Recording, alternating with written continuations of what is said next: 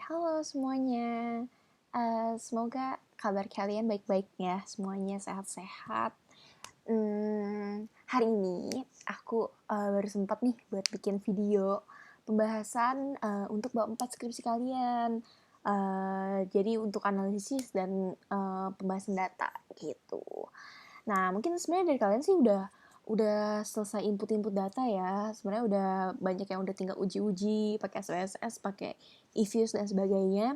Cuma mungkin aku akan tetap jelasin nih dari awal, siapa tahu ada yang masih bingung atau mungkin masih belum yakin gitu sama bab 4-nya.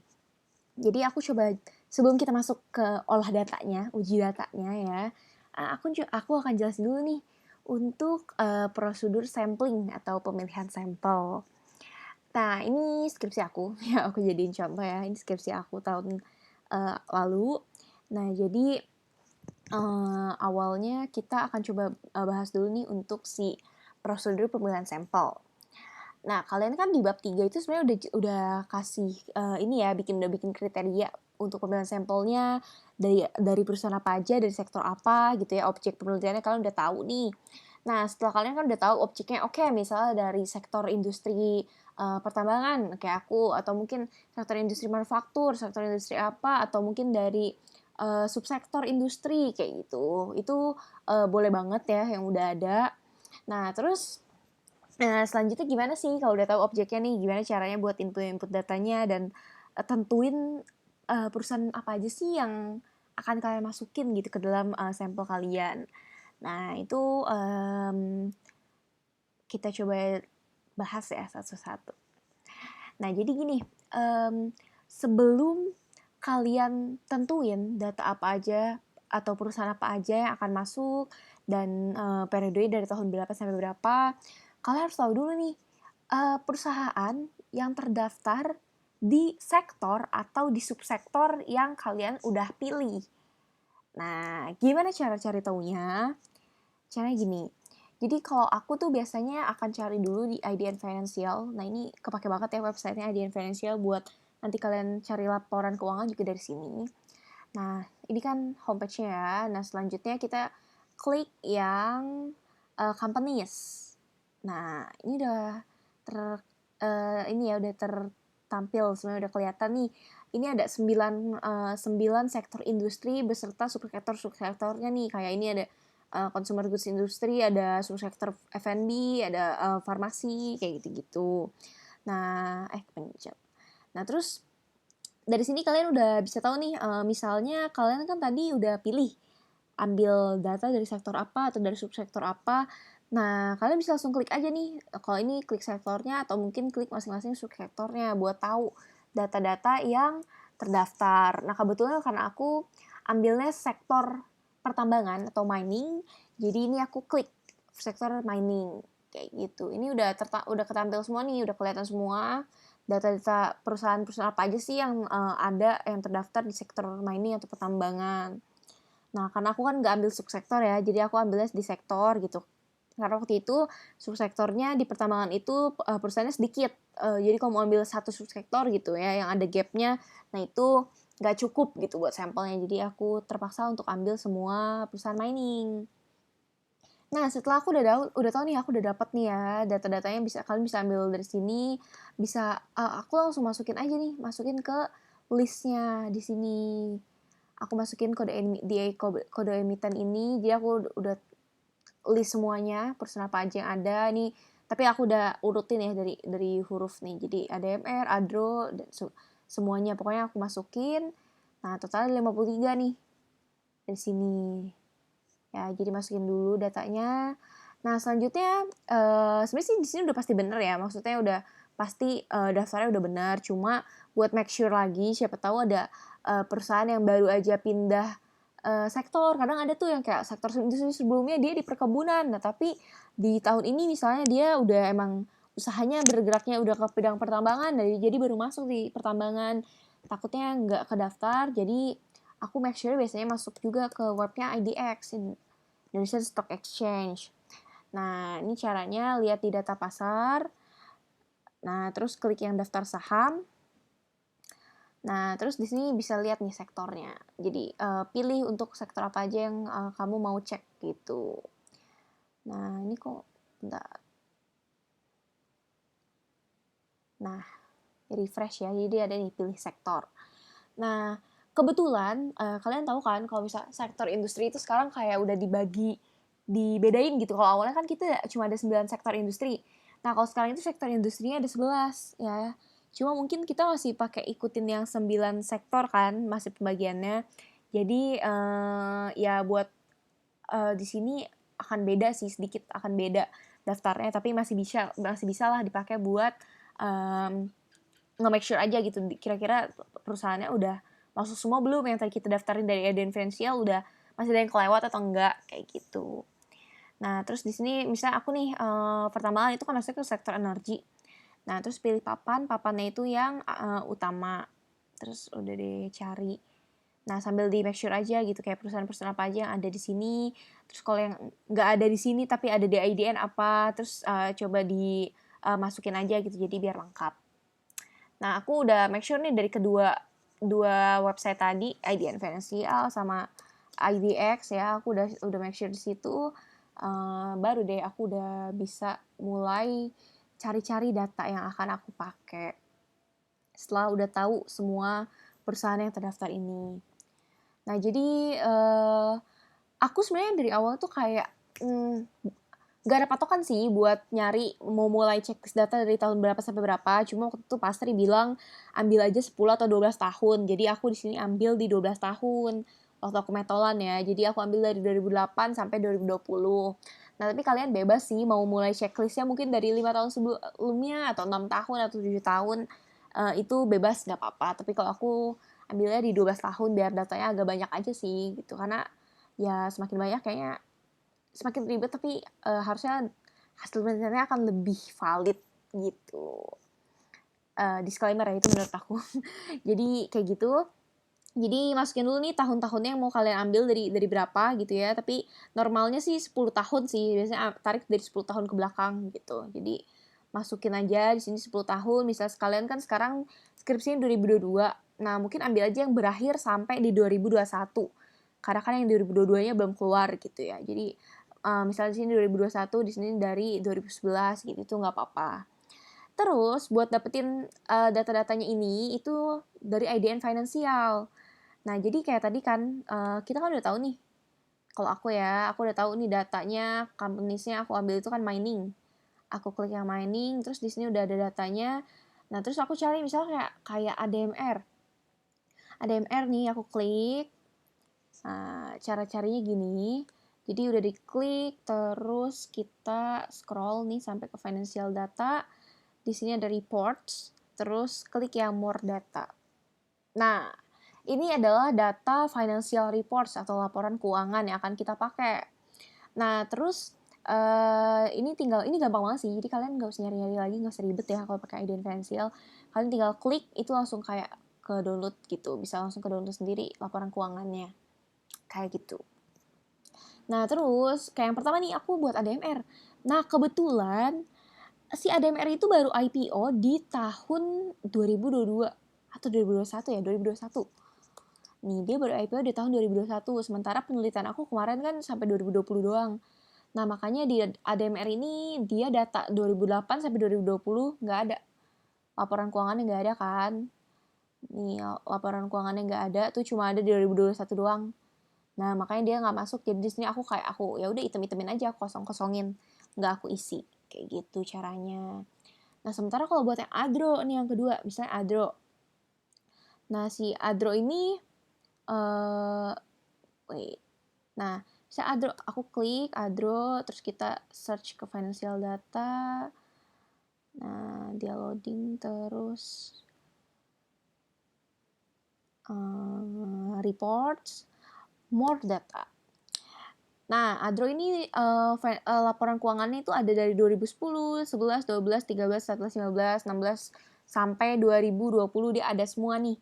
Lengkap. Makanya di sini mungkin yang 2008 sampai 2009 nggak ada ya, tapi 2010 sampai 2020 ada. Aku masukin, jadi aku checklist. Nah, ini life hack sih. Jadi aku nggak nge-checklist sebenarnya, aku cuma kasih huruf A di sini. cuma aku tulis A nih, aku klik A, cuma pakai fontnya itu Marlet. Jadi font Marlet itu yang nggak tahu kenapa dia kalau di huruf A pakai font Marlet jadinya checklist gitu. Jadi biar gampang aja sih, biar nggak usah ribet-ribet kan. Jadi aku checklist aja gitu, huruf A. Nah, selanjutnya kalau misalnya kita udah tahu nih, dia kan ada semua nih laporan keuangannya dan oh iya, take notes ya guys. Jadi kita itu kan udah tentuin di kriteria, hampir semua kriteria penelitian itu pasti ambil laporan keuangan yang tahunan. Laporan keuangan tahunan itu means dia ambil laporan keuangan yang dari awal tahun Januari sampai Desember gitu ya. 1 Januari sampai 31 Desember. Nah, kalau itu tuh namanya laporan keuangan yang FY, yang financial year. Jadi kalian nanti kalau misalnya mau download laporan keuangannya itu ambil yang FY ini. Gitu, jangan ambil yang kuartalan karena nanti datanya bakal beda gitu. Kalau misalnya ada dari tahun kayak misalnya ini nih yang apa namanya GTBO nih, di sini aku tulis data tidak lengkap. Nah, karena kenapa data tidak lengkap? Karena di sini itu di tahun 2014 dan 2015 ini tuh dia laporan keuangannya nggak ada yang laporan tahunannya. Jadi dia itu cuma ada laporan yang kuartalannya doang. Nah, makanya karena laporan cuma ada yang kuartalan yang kayak misalnya Q2 atau Q3 gitu. Jadi nggak ada laporan tahunannya. Jadi aku keluarin dia dari sampel aku. Gitu. Jadi ini aku close gitu ya. Aku skip gitu datanya ini. Jadi nggak ada yang aku checklist karena data dia tidak lengkap. Gitu. Jadi make sure ya kalian hanya ambil perusahaan yang menerbitkan laporan keuangan tahunan aja. Gitu sih. Nah, jadi kalau misalnya data tidak lengkap langsung skip aja. Terus kalau misalnya ada yang baru IPO nih, kayak gini nih, NICL baru IPO, kayak gitu kan datanya nggak ada, ya udah berarti nggak usah di checklist gitu. Gitu, udah. Nah, selanjutnya, tadi sih nggak usah download dulu laporan keuangannya, cukup kayak tahu aja, cukup lihat aja dia ada FY-nya atau enggak gitu. Cukup lihat dia ada FY-nya atau enggak, kalau misalnya dia ada FY-nya, ya udah berarti checklist gitu ya. Jangan di-download dulu karena kita belum tahu mana yang akan jadi sampel kita, mana yang bakal jadi sampel penelitian kita. Nah, oke, udah selesai, kita udah checklist, udah tahu nih dari sektor pertambangan datanya ada dari tahun berapa sampai berapa, dari perusahaan apa aja. Nah, selanjutnya kita akan pilih periode penelitiannya mau dari tahun apa sampai tahun berapa. Nah, caranya di sini aku kan pakai Excel nih. Jadi aku mulai dari masukin dari tahun 2008 sampai 2020, 29 sampai 2020, 2010 sampai 2020 dan sebagainya. Sampai 2020 sampai 2020. Nah, terus masukin tahunnya kan, ya udah tau lah ya kalau misalnya 2008 sampai 2020 13, terus 12, 11 dan seterusnya. Nah, buat tahu jumlah emiten nih yang terdaftar di 2008 ada emiten apa aja gitu ya kan. Kalau ngitungin satu-satu misalnya kayak 1, 2, 3 gitu itu ribet. Nah, aku ini pakai rumus count if. Jadi aku ambil rumusnya count if, ini G itu kan kolom yang di 2008 yang G. Nah, rumus itu G sama dengan G yang contains atau yang mengandung angka A. Yang mengandung huruf A gitu kan. Nah, tadi kan aku pakai font Marlet cuma jadi checklist, tapi dia sebenarnya A kan ya nih, A. Nah, jadi udah deh tinggal count if G sampai G itu A. Nah, terus habis itu kita udah bisa tahu nih ada emiten yang terdaftar di tahun 2008 sampai 2020 ada 20 emiten. Nah, buat tahu jumlah datanya itu gampang, tinggal jumlah tahun dikali jumlah emitennya doang kan. Udah kayak gitu, terus kita pasti ambil data yang periode yang memiliki data terbanyak. Nah, ini dulu aku ada kesalahan besar di mana itu lumayan fatal sih karena aku baru tahu di H-3 sebelum sidang kalau nggak salah. Nah, jadi aku tuh kayak ngasal gitu ya ngambilnya biar ya udahlah bodo amat gitu, kayak aku pengen ngambil dari 10 tahun gitu ya. Jadi aku tuh ambil dari 2011 sampai 2020 nih. Yang 310. Nah, waktu bimbingan tuh kayak dosen pembimbing aku nggak terlalu perhatiin kan kalau aku ambil yang ini gitu. Nah, tapi pas lagi udah mau sidang gitu ya, dia perlu perhatiin lah. Terus dia nanya kayak, lah kok kamu ambil yang 310, kenapa nggak ambil yang datanya 330 nih, 2010 sampai 2020, kan udah jelas-jelas jumlah datanya terbanyak. Karena buat milih periode penelitian itu harus ambil dari data yang ada terbanyak gitu, di periode mana sih yang datanya itu terbanyak gitu. Jadi nggak boleh asal ambil gitu, nggak boleh asal ambil aja gitu. Jadi harus ambil yang terbanyak. Nah, makanya nih, jadi aku kayak, oke, ya udah jadi waktu itu aku rombak deh, aku input-input data lagi, gitu sih. Jadi makanya pas, kalian tuh harus make sure ya kalau pemilihan periode itu ambil dari yang periode terbanyak aja. Karena kalau misalnya periodenya, eee, ada periode lain yang lebih banyak tapi kamu malah ambil yang, itu gitu ya, malah yang lebih sedikitnya gitu, nanti jadi pertanyaan gitu, kamu harus tahu alasan tepatnya gitu, kenapa gitu, kenapa ambil ini, kayak gitu. Kalau di TSM sih kebetulan memang ambil dari data terbanyak gitu, makanya pilih yang terbanyak. Kebetulan di sini data yang terbanyak aku adanya di 2010 sampai 2020, makanya di sini periode aku jadinya di 2010 sampai 2020. Di sini ada 11 tahun dan ada 30 emiten. Nah, 30 emitennya apa aja? Nah, di sini aku list masukin ya, aku udah rekap nih dari yang tadi ini. Aku udah rekap di sini, ini list emiten objek penelitian. Nah, ada 30 perusahaan. Selanjutnya, kalau udah tahu semua nih, ini kalian pindahin, masukin sheet selanjutnya ya, bikin sheet baru. Di sini aku udah bikin. Nah, sorry ya, ini sebenarnya dataku emang berantakan sih, cuma ya semoga kalian bisa paham. Nah, terus bikin formatnya harus seperti ini ya guys ya, buat nanti memudahkan kalian buat input data. Jadi ini nomor sebenarnya optional sih, nggak usah pakai nomor juga nggak apa-apa. Cuma aku biar ngitungnya gampang, takut ada yang ke-skip. Nomor, terus kode emiten, masukin aja kode-kodenya yang tadi, yang 30 perusahaan tadi ya. Nah, terus tahunnya nih, 2010, 2011 berapa, 2012, kayak gitu. Udah, masukin semua untuk 30 perusahaan tadi. Terus, selanjutnya kita akan cek ke definisi operasional. Nah, di bab 3 kalian kan udah tahu nih mau pakai definisi operasionalnya apa aja, terus mau pakai rumusnya apa aja, mau pakai variabel apa aja gitu ya. Jadi di sini udah tahu rumusnya. Nah, kita akan cari nih kayak total, misalnya buat cari DER gitu ya, total debt to equity ratio. Dia itu butuh total liability sama total equity. Nah, ya udah kalian kayak list deh di sini mana aja variabel yang kalian butuhin gitu. Mana aja data-data yang kalian butuhin buat mendapatkan data variabel kalian gitu sih. Jadi ini ada total liability, total equity, total asset, total fixed asset, kayak gitu. Terus operating profit, terus ada sales revenue, kayak gitu sih. Jadi masukin aja. Nah, cuma kalau yang total-total nih, ini sekedar ini ya biar cepat ya. Misal kayak aku kan butuh current asset sama current liabilities buat financial liquidity nih buat dapetinnya ya. Nah, ya udah buat yang total asetnya nggak usah masukin total aset satu-satu, tapi langsung jumlahin aja dari current asset ditambah fixed asset. Totalnya pasti total asset ini. Pasti totalnya sama gitu. Jangan jadi nggak lama masukinnya. Nah, pokoknya ini masukin dulu ya mana aja data-data yang kalian butuhkan. Setelah kalian udah dapet ini, terus buat dapetin datanya ini kan tadi dari laporan keuangan yang akan kalian download di IDN Financial. Nah, misalnya nih Adro ya, aku ambil dari yang Adro dulu. Tahun 2010 FY nih. Terus sebenarnya tinggal basically tinggal input-input aja sih, kayak current assetnya, dia current asset itu kan ini nih, total current asset di 15.803 berapa, kayak gitu ya, masukin. Oh ini 2009. Ini 2010-nya segini, masukin, kayak gitu. Terus, di aset lancarnya berapa, kayak gitu-gitu sih. Jadi tinggal copy-copy aja. Nah, nanti kalian kan download ya semuanya ini, kalian downloadin satu-satu semua laporan keuangannya. Terus nanti kalau kalian hoki, kalian tuh bisa langsung kayak copy aja gini loh, tinggal kayak copy paste di sini gitu. Jadi gak usah input manual satu-satu ngetik-ngetik satu-satu gitu.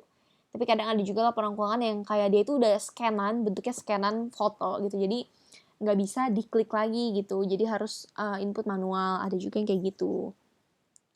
Nah, jadi kalau udah ya kalian masukin semua nih data-datanya, semuanya udah masuk. Nah, terus ini yang perlu diperhatiin juga. Jadi karena kan perusahaan ada yang kayak bikin laporan keuangan itu dalam jutaan rupiah. Ya, dia hilang nih. Kayak gini.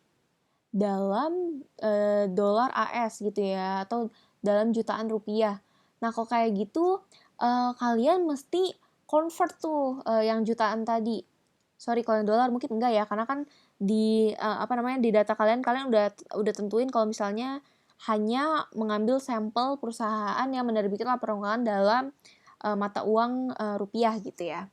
Nah, jadi kalau misalnya dia udah rupiah nih, terus dia itu kadang suka dalam jutaan karena kan angkanya gede banget ya kalau rupiah ya. Jadi kalau misalnya ini dia suka dalam jutaan kayak gini, nah kalian bisa langsung kaliin aja biar nanti nggak ribet masukin satu-satu nolnya. Jadi pas ini masukin dia misalnya ini dia dalam ribuan kok ini. Tinggal kali 1.000, nah nanti bikin deh yang kolom baru di sini buat perkaliannya. Kayak gitu. Misalnya dia dikali 1.000.000 ya masukin juga kali nolnya 6 gitu, 1.000.000. Jadi nanti dikali di sini. Kayak gitu. Jadi tinggal narik. Nah, ini kalau yang satu ini sebenarnya cuma aku biar gampang aja sih, biar kayak aku kan tinggal narik nih dari sini ya, kayak tinggal narik gitu kan. Makanya di sini kalau yang dia udah nggak dibuletin lagi gitu. Jadi dia itu udah nulis angkanya itu udah angka total gitu. Jadi udah nggak dalam jutaan atau ribuan. Ya udah aku kaliinnya 1 kayak gitu sih, biar nggak berubah aja. Gitu. Terus kadang juga ada juga nih perusahaan yang nggak konsisten gitu. Misalnya kayak di tahun 2010 sampai 2011-nya dia itu bikinnya dalam jutaan rupiah, tapi selanjutnya dia bikinnya langsung gitu, langsung masukin angka totalnya. Jadi di sini ada yang sejuta, terus 1 kayak gitu. Jadi teliti ya guys biar nanti datanya nggak aneh gitu. Jadi harus perhatiin benar-benar buat ini.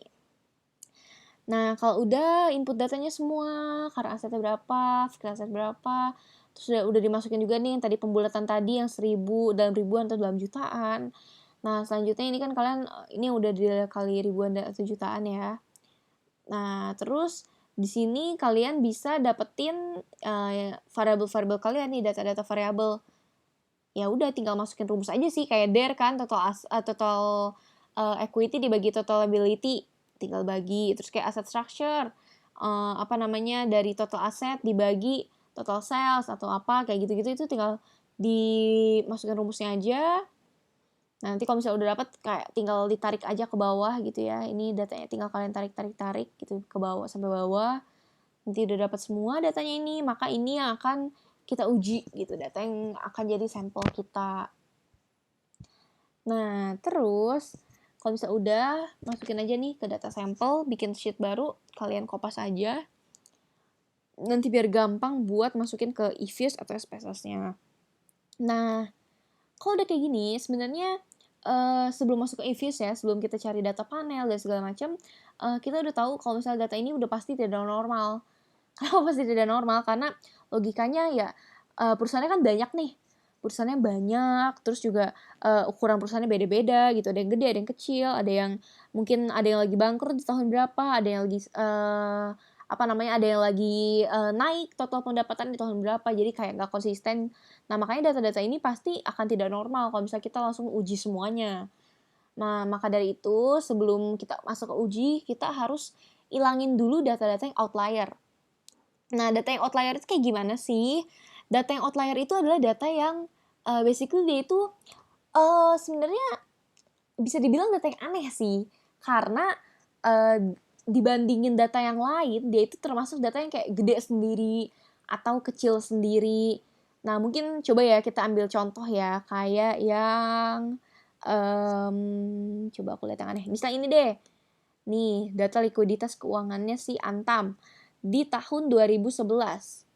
Nah, kalian lihat deh, likuiditas keuangan dia kan kayak paling ada di 1 gitu, 1,5, 1,2, terus paling gede-gede di 2, 4 kayak gitu. Tapi sempet nih di di tahun 2011 dia itu datanya ada yang 11,6.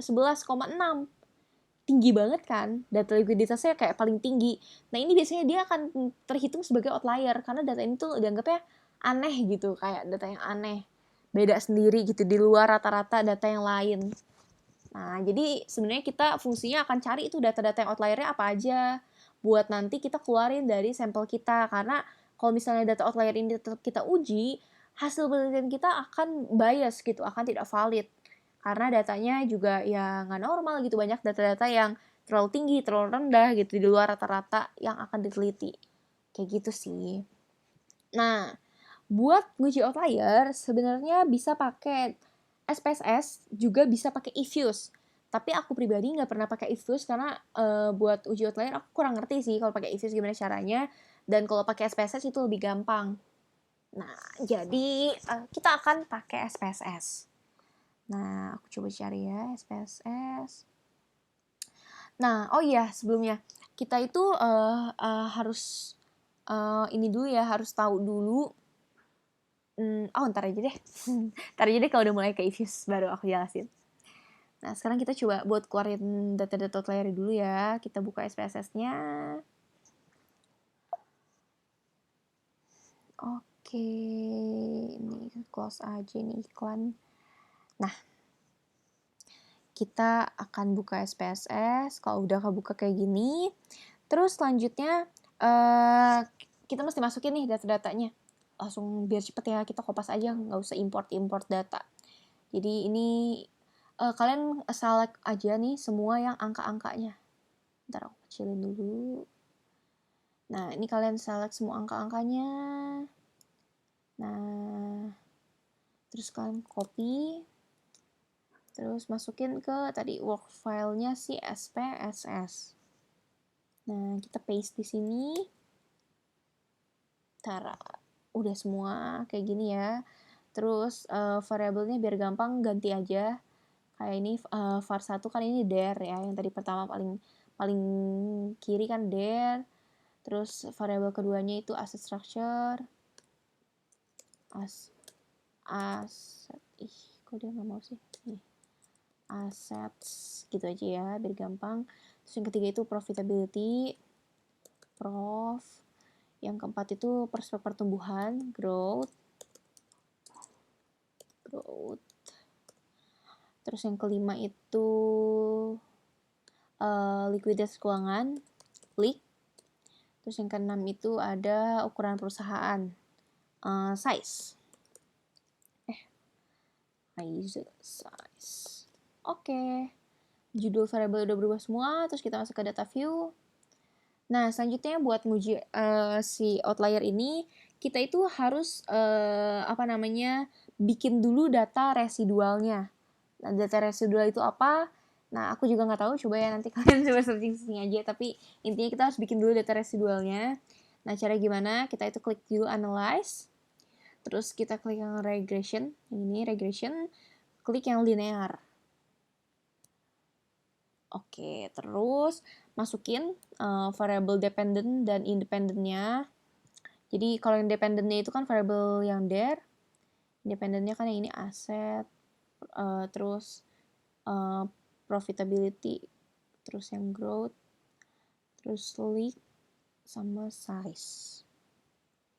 Terus kita klik yang save.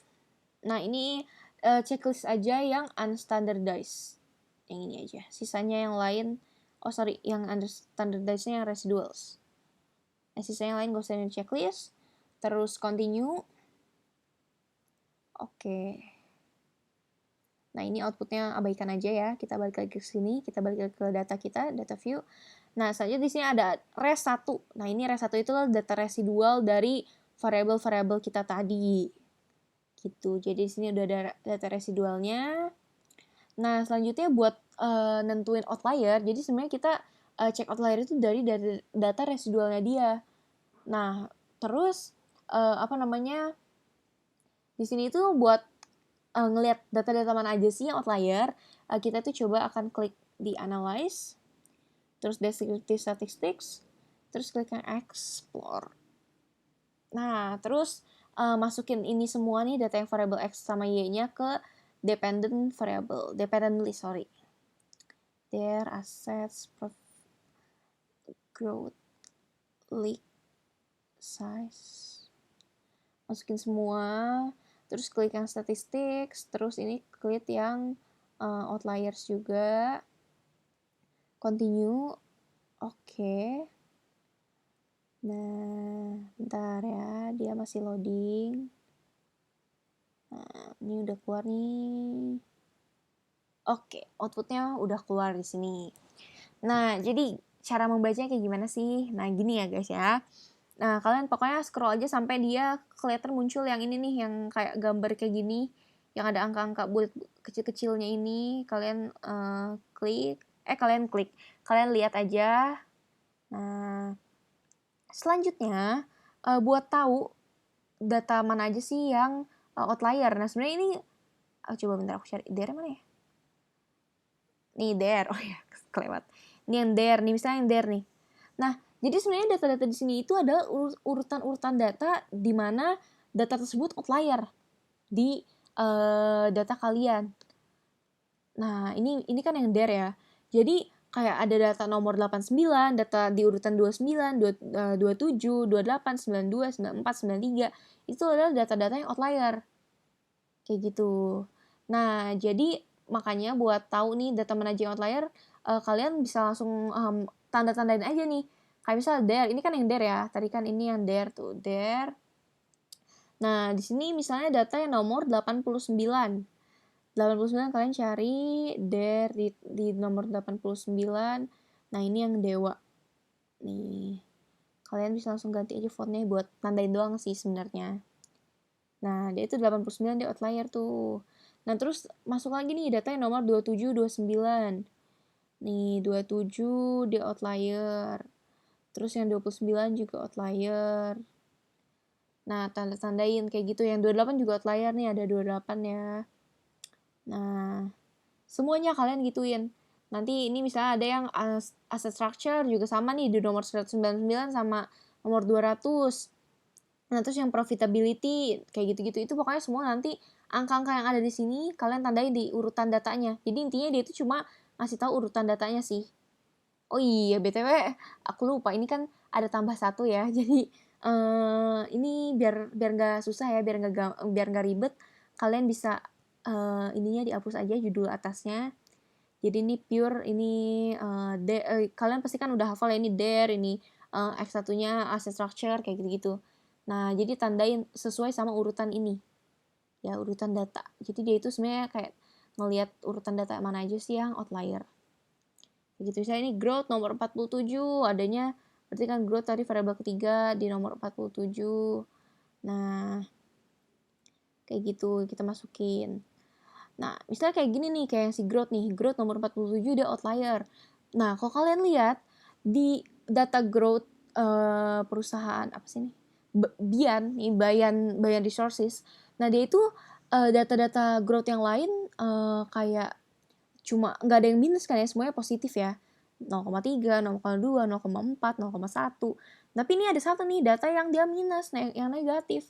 Nah, ini makanya disebut dia dibilang data yang outlier karena datanya itu aneh sendiri di luar rata-rata data yang lain. Kayak gitu sih. Jadi nanti datanya ini harus dikeluarin.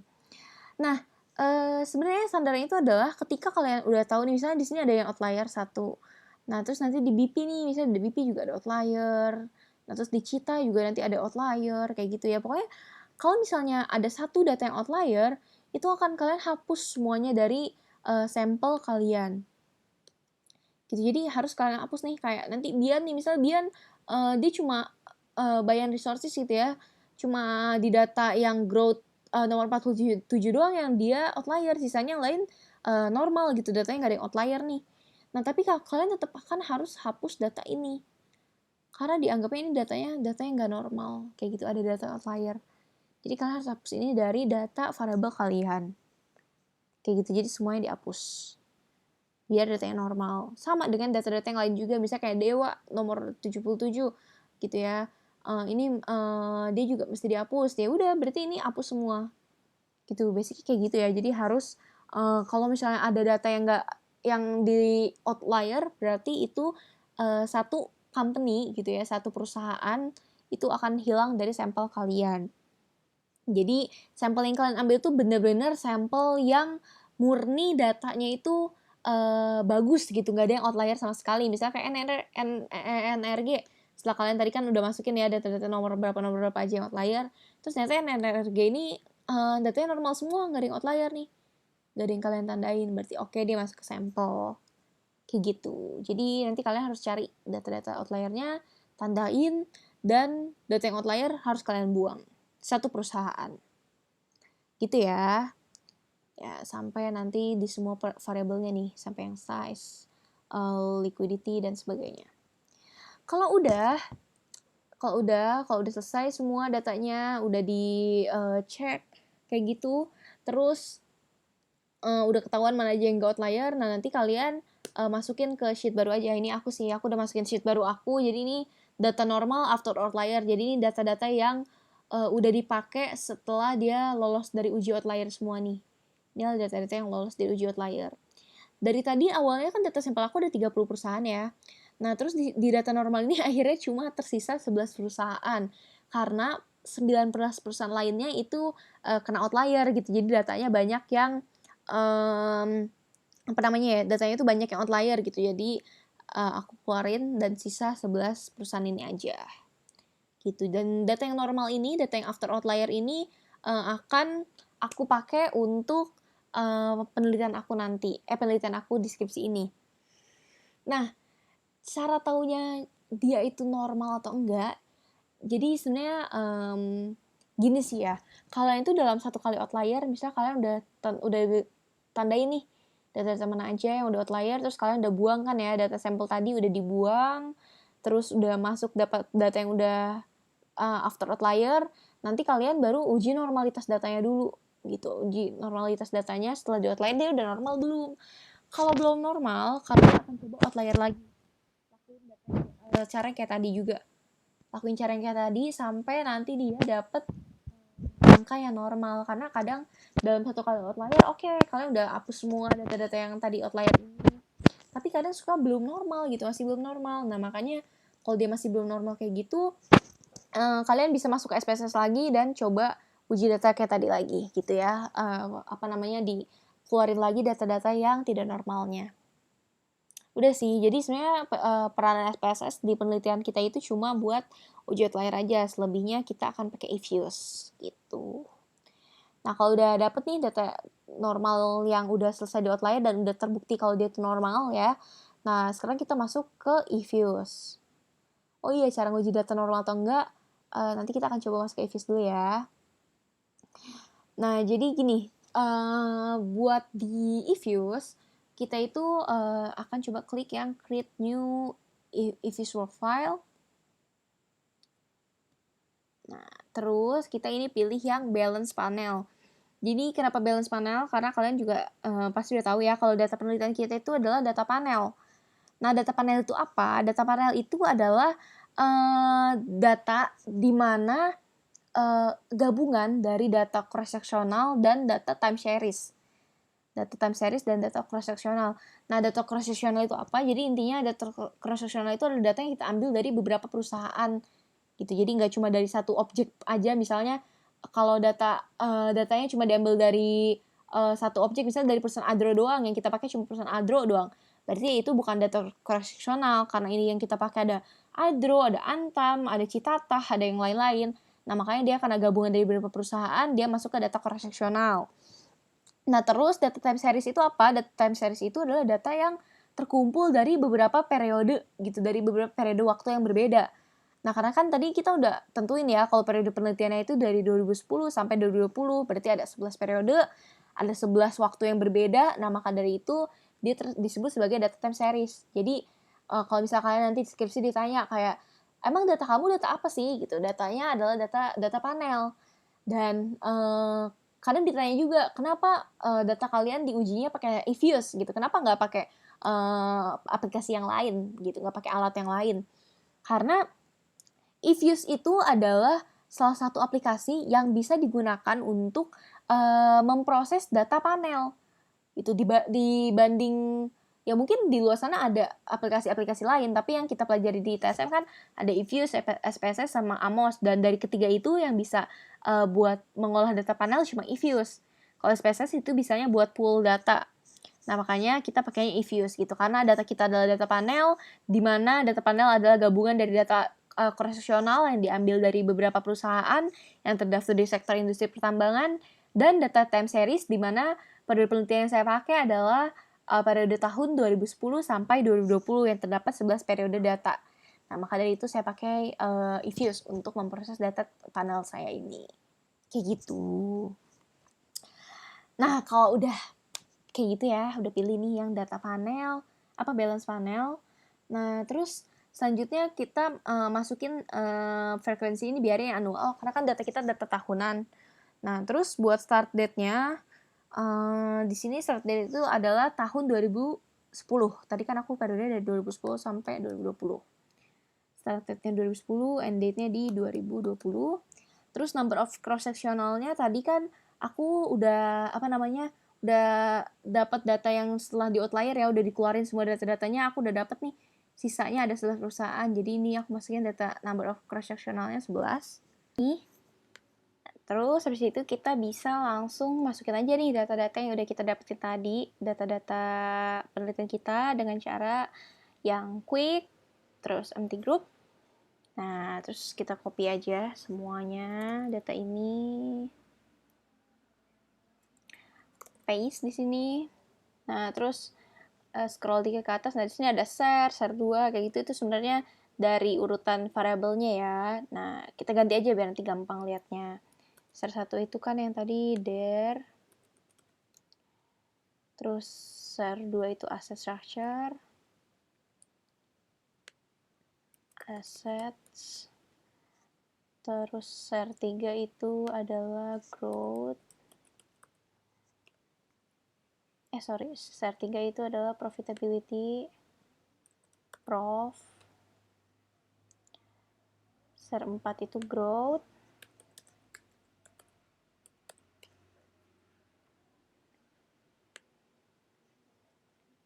Lima itu liquidity. Terus yang keenam itu adalah size, ukuran perusahaan. Kita input.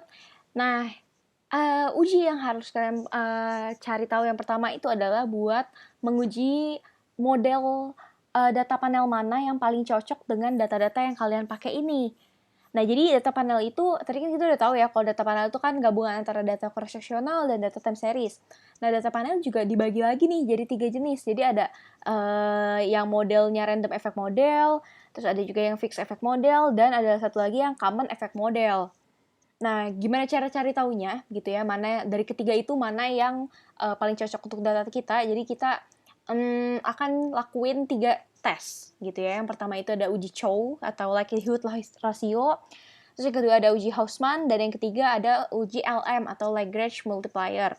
Nah, yang Lagrange multiplier ini kalau misalnya kalian hoki, kalian nggak perlu nguji sih gitu ya, nggak perlu nguji karena nanti cukup pakai yang dulu tes pertama aja. Nah, oke, jadi kalau yang pertama kita coba dulu aja ya buat yang uji yang likelihood ratio atau uji Chow. Uji Chow dulu. Nah, ini pertama itu kita coba ya, kita klik dulu nih, kita select masing-masing variabel yang ada di sini. Jadi kalian kayak kliknya di control gitu, sambil klik control, sambil diklik sesuai sama urutan variabelnya ya. Jadi kalian kan harus inget nih yang mana yang Y, pokoknya mulai dari Y, X1, X2, X3, X4, X5. Jadi kliknya kayak gitu ya, kliknya berurutan. Jadi yang pertama there, yang kedua tadi aku variabelnya kan assets, the structure.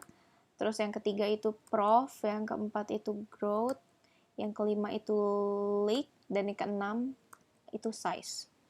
Udah di sini, terus kita klik kanan. Terus abis itu open, klik yang open. Nah, terus pilih yang as equation. Nah, udah open as equation kayak gini, terus di sini kan ada C. Nah, C ini kalian hapus. Terus kalian masukin C-nya itu adalah di antara variabel Y dan variabel X1 kalian. Jadi there, terus kan X1-nya assets. Nah, udah kayak gitu C. Jadi masukin sini C itu konstan ya, konstanta. Nah, terus abis itu karena kita sekarang kan mau coba uji yang uji Chow. Nah, jadi kita masukin dulu nih tipe yang tipe yang cross-sectionalnya itu adalah yang fix. Kok nggak klik sih? Nah, kita pilih yang panel itu yang fix. Nah, kita pilih yang fix. Habis itu kita klik OK. Nah, terus kita klik ini udah keluar ya. Terus habis itu kita klik view. Habis itu klik yang fix atau random effects. Terus kita pilih yang bentar, dia itu jadi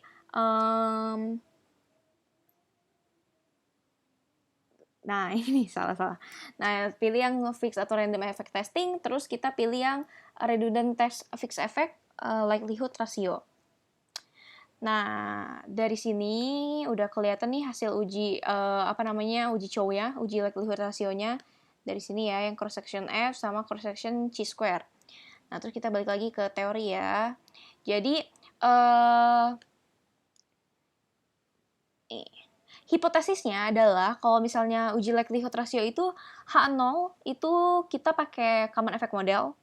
Nah, HA-nya, hipotesis alternatifnya itu adalah kita pakai yang fixed effect model. Nah, jadi kalau misalnya di sini kebetulan aku ya cross section F-nya itu dia kita lihat ya ini probabilitasnya di 0. Nah, ini udah aku pindahin ya ke sini. Nah, probabilitasnya itu adalah 0. Nah, berarti kan 0 itu lebih kecil dari alfa. Nah, kalian tahu kan kalau misalnya kalau misalnya hasil penelitian itu lebih kecil dari alfa, berarti di sini HA-nya yang diterima gitu, H0-nya ditolak. Nah, berarti kita nggak pakai common effect model, tapi menurut si uji Chow, kita itu pakai yang fixed effect model gitu. Model yang terbaik buat penelitian kita itu adalah yang fixed effect model. Kayak gitu. Nah, terus karena kita kan udah tahu nih kalau kita pakai fixed effect model menurut uji Chow, tapi kan nggak yakin ya gitu ya, takutnya bisa aja tes ini ya kurang akurat gitu, makanya kita akan coba pakai tes yang berikutnya, yaitu yang si tes atau uji Hausman. Kita kalau yang tadi si uji Chow ini kan buat bandingin apakah model yang common sama yang fix gitu, mana yang lebih baik gitu, yang common atau yang fix. Nah, kalau yang si uji Hausman, kita tuh buat bandingin yang lebih baik itu yang si fix atau yang random gitu modelnya. Itu hipotesisnya kayak gitu kan. Nah, terus jadi karena kita udah tahu nih kita mau uji yang Hausman, biar gampang kita klik aja yang Pro. Nah, terus kita klik yang specify atau estimate. Nah, ini kan dia udah sama ya, urutannya, terus kita klik yang panel option.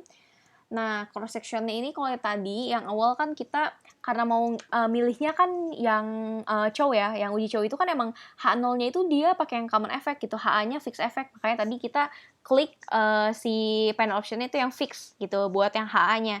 Nah, sementara karena sekarang kita uji Hausman, di sini itu yang buat ngelihatnya di sini tuh buat ngelihat manakah yang lebih baik dari fix atau random. Nah, makanya di sini kita pilih yang random effect testing. Nah, jadi di sini cross section. Kok nggak bisa diklik sih? Wait. Ini dia emang suka nah cross section, terus kita di sini pilih yang random. Terus klik OK. Nah, keluar ya ini outputnya. Terus habis itu kita view. Habis di view, kita balik lagi kayak tadi, si fix atau random effect testing, terus klik yang Hausman test.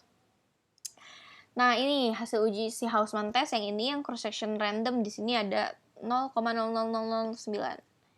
Gitu, sama ya kayak gini nih. Nah, karena di sini kan si cross section si random ini nilainya itu lebih kecil dari alpha kan. Berarti di sini H0-nya ditolak lagi gitu ya, karena dia hasilnya lebih kecil dari alpha, makanya dia di sini pakai yang fixed effect model gitu. Jadi HA-nya yang diterima. Nah, karena itu menurut uji Hausman berarti yang si fixed effect model itu adalah model terbaik buat penelitian data yang kita pakai ini. Gitu. Nah, tadi kan kita udah lakuin 2 uji ya, yang likelihood ratio atau uji Chow sama yang uji Hausman. Dan dari kedua uji ini, dia itu ngasih hasil yang sama, yaitu pakai yang fixed effect model. Nah, berarti karena dari ketiga uji gitu ya, harusnya kan ada 3 nih, dari ketiga uji, tapi kita di sini cuma ada 2 uji yang kita pakai dan hasilnya sama gitu, udah konsisten lah sama-sama hasilnya itu yang fix. Nah, makanya kita bisa putuskan gitu ya, kita bisa pilih kalau kita itu pakai yang fixed effect model. Kita pakai yang fixed effect model karena ya udah yakin gitu dari 2 tes. Nah, di sini makanya aku udah tuliskan hasil kedua ujinya konsisten nih hasilnya, yaitu fixed effect model.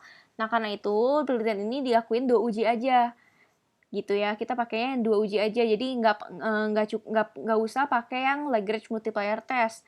Kenapa nggak usah pakai yang Lagrange multiplier test? Karena si LM test ini tuh fungsinya buat bandingin yang yang lebih baik itu yang data yang random atau data yang common. Nah sebenarnya kan kita udah tahu kalau kita pakai yang fix gitu ya, jadi ya udah nggak perlu ngetes lagi gitu sih. Nah tapi kalau misalnya kalian ternyata pas lagi nguji nih yang uji Chow, terus hasilnya itu pakainya yang H0 gitu, misalnya yang common. Nah terus pas di uji Hausman, pas dites lagi dia ternyata hasilnya pakai yang fix. Nah hasilnya kan dua hal yang berbeda tuh, antara common atau fix ya gitu kan. Nah makanya kita bisa make sure tuh dengan cara pakai uji yang ketiga, yaitu yang LM test tadi gitu sih. Jadi kalau misalnya kalian hasil 2 itu udah konsisten, ya udah cukup pakai yang 2 itu aja. Tapi sebagian besar sih kita selalu pakai 2 ini aja sih, 2 tes tadi aja sih. Biasanya cuma yang uji Chow sama yang Hausman aja gitu. Yang LM ini agak jarang dipakai gitu, karena biasanya data ya udah bisa dilihat gitu hasil dari uji Chow sama Hausman. Gitu. Nah, selanjutnya kita udah tahu nih model data kita apa kan ya. Kita udah tahu model datanya. Nah, makanya kita ini kalian screenshot aja gitu ya buat nanti masukin ke skripsi. Terus nanti ini bisa langsung di exit aja. Delete, yes. Nah, kita bisa masuk ke pengujian yang selanjutnya. Jadi kalau udah tahu ya model datanya itu, berarti kita pakai yang fix nih, yang terbaik gitu ya, yang paling cocok buat data kita. Nah selanjutnya kita bisa buat ngecek uji normalitas. Nah tadi kan sebelumnya kita udah outlier ya, kita anggap aja ini baru pertama kali outlier ya. Jadi tadi udah outlier, dibuang semua data-data yang outlier tadi. Nah terus kita belum tahu nih, apakah data yang kita pakai udah normal atau belum. Gitu kan, takutnya yang tadi aku bilang gitu, sekali outlier bisa aja masih belum normal gitu pas lagi diuji gitu. Makanya nih kita akan coba dulu ya uji normalitas. Nah jadi nih tadi variable kita udah klik semua kan ya sesuai urutannya, terus klik kanan lagi, terus open X equation lagi, terus klik nah terus ini balikin lagi C-nya. Nah terus panel optionnya, karena kita kan tadi udah tahu ya kalau kita itu pakai yang fix, jadi pilih yang fix, terus klik OK. Nah di sini udah ada ya, udah ada hasilnya. Terus kita klik view lagi. Nah terus kita pilih yang residual diagnostic. Nah, pilih yang histogram normality test. Nah ini hasil uji normalitas datanya. Nah kebetulan data aku kan emang udah normal kan, waktu itu udah dites kayak gini, udah outlier gitu ya. Nah cuma emang waktu outlier pertama nih, abis outlier pertama aku coba uji normality kayak gini, ternyata dia belum normal gitu datanya. Tapi ini kebetulan udah beberapa kali outlier aku akhirnya normal gitu. Nah jadi yang dilihat itu kalau buat diuji normalitas, bentar ya, mana uji normalitas, loading. Oke. Nah, di uji normalitas yang bakal kita lihat itu sebenarnya ada data si skewness, kurtosis, sama Jakbera, sama yang profitability. Bukan profitability, probability. Nah, jadi di sini makanya kita masukin aja nih angkanya, yang skewness, kurtosis, Jakbera, sama probability-nya berapa aja. Nah, terus yang pertama itu kita lihat dulu nih dari Jakbera-nya. Nah, Jakbera ini tuh harus lebih kecil daripada chi-square. Chi-square itu nilainya 5,991 kan. Nanti kalian bisa cek sih di tabel chi-square kalau misalnya kalian nggak tahu ya. Di sini jadi PDF-nya 2, terus alfanya kan 0,05. Nah, itu hasil chi-square itu adalah 5,991. Nah, sementara kita itu nilai Jakbera-nya 5,5. Berarti 5,5 itu kan lebih kecil daripada chi-square-nya ya. Makanya bisa dibilang itu datanya normal. Nah, terus dari yang kedua nih, data yang probability. Nah, kalau buat data yang normal itu adalah probability-nya harus di atas 0,05 atau di atas alpha. Nah, karena probability aku kan 0,1 kan, berarti lebih gede dari 0,05. Nah, makanya di sini dibilang HA-nya tidak diterima, berarti yang dipakai adalah H0, yaitu datanya berdistribusi normal. Kayak gitu. Nah, habis itu buat yang si skewness sama si kurtosis. Nah, jadi kalau skewness itu nilainya harus sebesar 0, pokoknya masih di 0,1, 0,2, 0,3, 0,4, 0,5 kayak gitu, pokoknya masih di sekitaran 0. Nah, sementara kalau yang kurtosis itu harus di mendekati 3 gitu ya, mendekati angka 3. Jadi 3 misalnya 3,5, 3,7, 3,8 pokoknya masih 3, 3, 3 gitulah. Itu berarti masih masuknya yang normal. Kayak gitu. Jadi karakteristik datanya itu berdistribusi normal. Kayak ini yang dipilih, data-datanya yang dipakai. Nah, selanjutnya kalau misalnya udah tahu nih, oke, datanya udah normal ya, udah dicatat kayak gini, terus kita bisa next lagi ke pengujian yang berikutnya. Nah, ini di close aja. Nah, selanjutnya kita akan coba buat yang uji asumsi klasik, yang multi-call, heteros, sama auto-call. Nah, di sini itu buat yang pertama mungkin kita coba dulu ya. Yang pertama itu buat yang uji multi-call dulu. Nah, asumsi klasik tuh. Yeah. Oke, yang pertama nih ujinya yang multi-call dulu ya. Multi-call itu intinya kan buat ngelihat antar variabel itu ada korelasi atau enggak sih? Karena ibaratnya gini, misalnya kita pakai variabel kayak waktu itu siapa yang udah pernah pakai ya? Variabelnya itu ada yang leverage sama yang der. Kalau nggak salah gitu ya, leverage sama der gitu. Pokoknya atau total depth sama der gitu. Itu kan sebenarnya dua variabel yang hampir mirip gitu, meskipun rumusnya beda gitu ya, ambil dari data yang beda, tapi dia sebenarnya variabel yang mirip gitu buat ngelihat equity ratio kayak gitu, debt to equity ratio. Nah, kalau misalnya si der sama si sama si total debt rasio tadi itu kita pakai dua-duanya nih jadi variabel X kita, kemungkinan besar akan terjadi multikolonialitas karena dari dua variabel tersebut tuh ada keterkaitan lah satu sama lain. Kayak gitu. Sementara variabel independen, namanya juga independen ya, mereka itu harus berdiri sendiri dan nggak boleh ada keterkaitan sama variabel independen lainnya.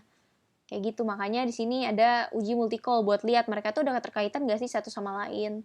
Tuh kalau misalnya ada keterkaitan ya ibaratnya kita nguji pakai dua variabel yang sama gitu, buat apa juga gitu, hasilnya nanti ada bias juga. Gitu. Nah, buat yang multi-call itu gampang ya. Jadi di sini kita bisa langsung klik yang ini. Ntar ini keluarin aja nih.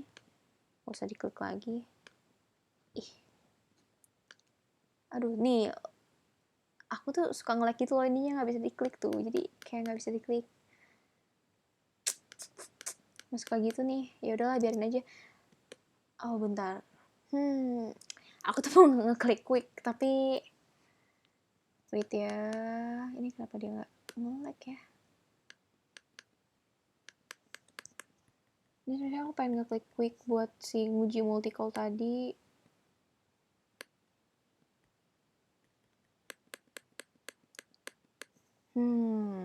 Kayak mesti ngulang dari awal nih. Wait, aku keluarin dulu deh.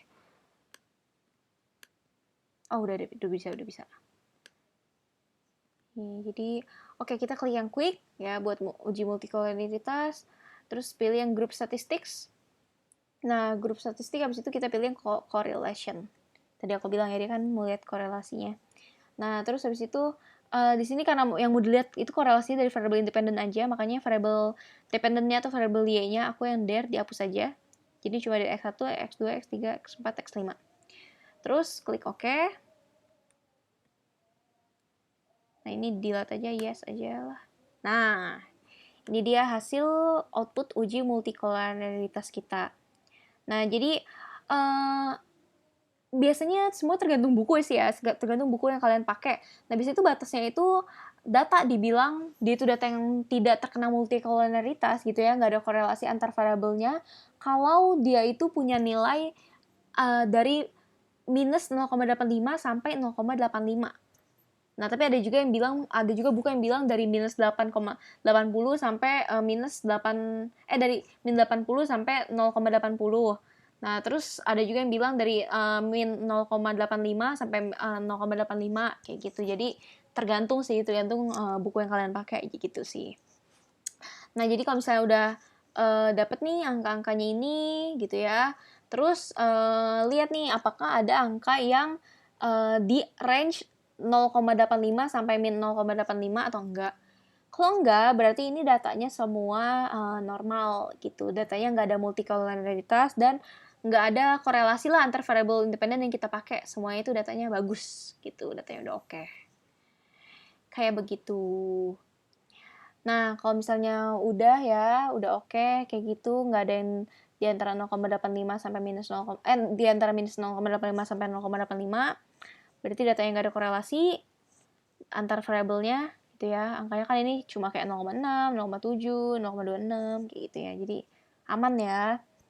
Nah, terus ya udah tinggal ini masukin, itu udah template sih ya guys. Kalau buat deskripsi emang kata-katanya mesti gini, jadi masukin satu-satu variabelnya kayak gitu. Jadi variable asset structure tidak memiliki korelasi segini, artinya tidak memiliki multikolonaritas kayak gitu. Nggak dengan growth prospect berapa, dengan financial liquidity berapa, jadi masukin satu-satu. Gitu. Jadi kalau asset structure dengan asset structure udah pasti variable ini multicolnya pasti satu ya, karena kan satu variable yang sama itu juga. Tapi asset structure dengan profitability, asset structure dengan growth, dengan liquidity, dengan size itu berapa aja masukin kata-katanya. Terus profitability dengan asset structure, dengan growth dan selanjutnya masukin kayak gitu sih. Dimasukin angkanya satu-satu. Kecuali buat yang variabel yang samanya ya, yang satu, yang angkanya satu tadi, itu nggak usah dimasukin. Udah, gitu doang. Uji multicol gampang kan ya? Gampang dong. Terus selanjutnya kalau udah, ya udah nih kita close aja. Yes. Lanjut. Setelah tadi kan kita udah uji asumsi klasik yang pertama ya, yaitu yang multicolonaritas. Terus selanjutnya masih ada dua lagi nih yang harus kita uji, yaitu heteros sama buat nguji yang autokorelasi. Mungkin kita uji yang autokorelasi dulu ya, karena sebenarnya uji autokorelasi itu gampang. Nah, kita lakuin sama kayak tadi ya caranya. Kita klik dulu nih masing-masing variabelnya, Y, X1, terus X2, X3, X4, X5, terus klik kanan open as equation. C-nya kita pindahin ke ini lagi ya, sama kayak tadi ya. Jangan lupa ubah panel optionnya fix. Nah, panel option diubah sesuai pilihan, sesuai model kalian ya, bukan ke fix, sesuai model kalian. Nah, terus udah dapet nih. Nah, sebenarnya kalau buat uji autokorelasi itu biasanya kita pakai cara yang pertama adalah uji yang DW, Darwin-Watson. Mungkin dulu udah pernah juga kita belajar di statistik ya, yang waktu dikasih tabel banyak itu, tabel DW. Nah, sebenarnya di sini yang buat ngeliat apakah ada autokorelasi atau enggak antara satu data dengan data yang lain. Misalnya gini, dari kita punya data nih dari Antam nih yang urutan ke-12 sama ke-13. Nah, misalnya dia ada autokorelasi, nah kemungkinan kalau misalnya di 12 sama 13 ini ada hubungan, nah itu akan terjadi autokorelasi gitu. Jadi intinya autokorelasi itu adalah salah satu kayak kondisi di mana ada data yang saling berhubungan gitu satu sama lain. Nah, di sini makanya kita bisa uji dengan cara pakai si Darwin-Watson. Nah, nilai Darwin-Watson ini sebenarnya udah kelihatan di sini nih. Udah ada di sini ya, yang 1,033055. Nah, caranya itu sama kayak dulu pas kita statistik. Kalian download dulu tabel DW. Nanti aku kirimin deh tabel DW. Nah, terus masih ingat gak cara bacanya ya? Jadi, kalau buat tabel DW itu yang K1, K2, K3, K4, K5. K ini adalah jumlah variabel X kalian, jumlah variabel independen kalian. Nah, kebetulan kalau aku kan variabel independen cuma ada 5, jadi bisa pakai ini. Nah, buat kalian yang variabel independennya lebih dari 5, silakan cari tabel DW lagi yang lain yang K-nya bisa lebih dari 5 gitu. Tapi kebanyakan kan variabel sampai di 5 doang ya, jadi pakai yang 5. Nah, terus buat lihat angkanya nih yang N itu adalah jumlah data kalian. Jumlah data itu berarti yang tadi jumlah periode dikali sama jumlah perusahaannya. Nah, tadi kan aku udah tentuin ya yang aku itu punya 11 perusahaan yang setelah outlier ya.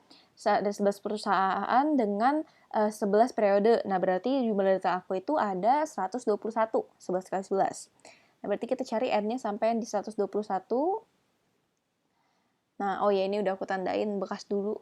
Nih, N-nya di 121, terus nilai DU-nya di 1,61 dan nilai DL-nya, DL-nya di 1,6184 dan DU-nya di 1,7901. Nah, ini nilai K-nya, nilai DU sama DL-nya ya, berarti. Terus kayak masukin aja DU-nya berapa, DL-nya berapa, dimasukin aja nanti ke dalam ini nih, kayak semacam gambarnya gitu, kayak grafiknya ya, grafiknya si Durbin Watson. Dimasukin, berarti di sini itu kan rumusnya kayak gini sebenarnya kalau DW itu. Kita balik lagi ke bab 3 ya.